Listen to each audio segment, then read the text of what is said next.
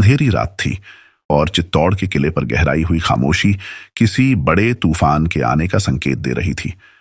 राजपूतों का ये अजेय किला, जिसकी दीवारें मानो शौर्य और बलिदान की कहानियां कहती हों, एक गहरे रहस्य के साए में डूबा था।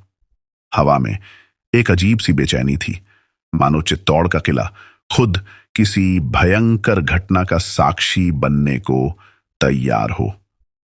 कहानी की शुरुआत होती है उस वक्त से जब दिल्ली के सुल्तान अलाउद्दीन खिलजी ने रानी पद्मावती की अपूर्व सुंदरता के बारे में सुना। कहा जाता है कि रानी पद्मावती ऐसी रूपवती थीं कि स्वयं चांद भी उनकी छवि देखकर शर्मिंदा हो जाए।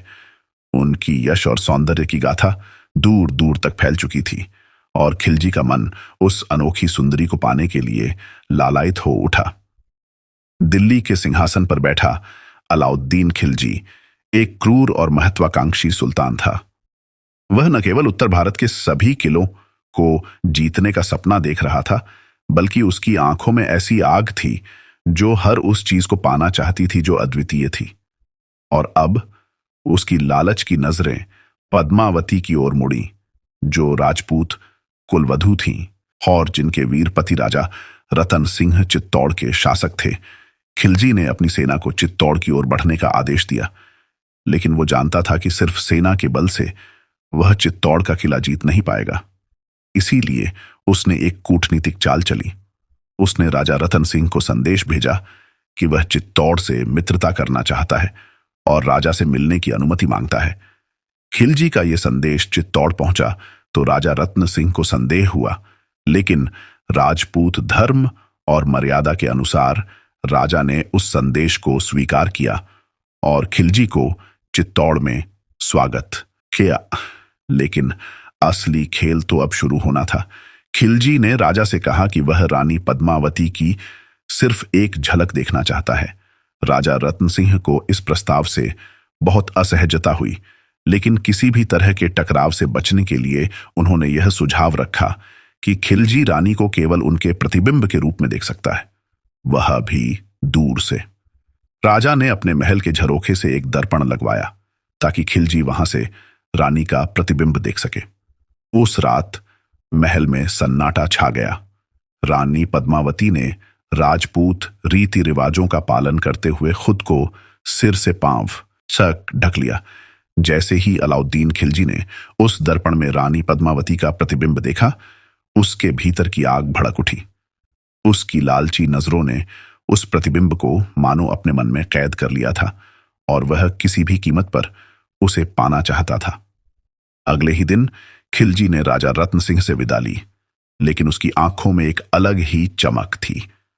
राजा ने यह महसूस किया कि यह विदा किसी शांतिपूर्ण विदाई का संकेत नहीं थी, बल्कि यह किसी भीषण तूफान की शुरुआत थी।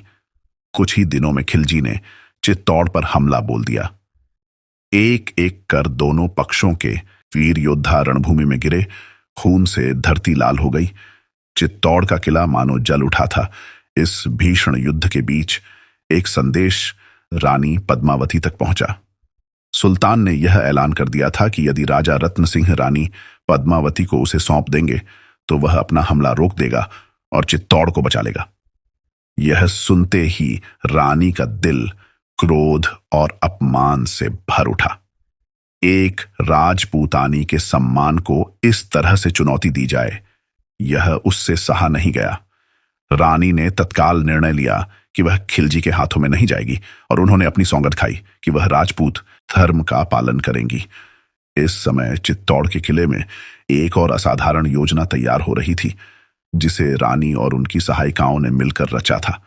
रानी ने अपने साहसी पति और राज्य के अन्य प्रमुख पुरुषों को एक योजनाबद्ध तरीके से संदेश भेजा कि रानी और चित्तौड़ की सभी स्त्रियां अंतिम क्षण का सामना करने को तैयार हैं। सभी राजपूत स्त्रियों ने अपने घने वस्त्र और आभूषण पहने और किले की एक गहरी गुफा में एकत्र हो गईं।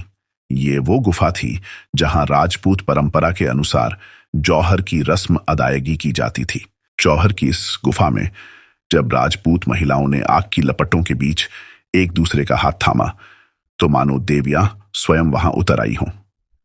रानी पद्मावती के नेतृत्व में सभी राजपूत महिलाओं ने अपने प्राणों की आहुति दी। अग्नि की लपटों ने सभी को अपने भीतर समा लिया और इस तरह उनका आत्मसम्मान और स्वाभिमान किसी भी दुश्मन के हाथों तक पहुंचने से पहले ही सुरक्षित हो गया। बाहर युद्ध थम चुका था। खिलजी की सेना ने किले में प्रवेश किया, लेकिन वहां जो दृश्य सामने आया वह किसी के भी रोंगटे खड़े कर देने वाला था। किले में सिर्फ राख, धुआं और मलबा बचा था। खिलजी ने जब इस बात का पता किया कि रानी और सभी स्त्रियां अग्नि की भेंट चढ़ चुकी हैं, तो उसकी आंखों में पहली बार हार की जलन महसूस हुई। उसने चित्तौड़ पर कब्जा तो पा लिया था, लेकिन उसे जो पाना था वह उसके हाथों से हमेशा के लिए फिसल चुका था। यह कहानी सिर्फ शौर्य और बलिदान की नहीं है, बल्कि यह उस अटूट आत्मसम्मान की है जो किसी भी कीमत पर समझौता नहीं करता।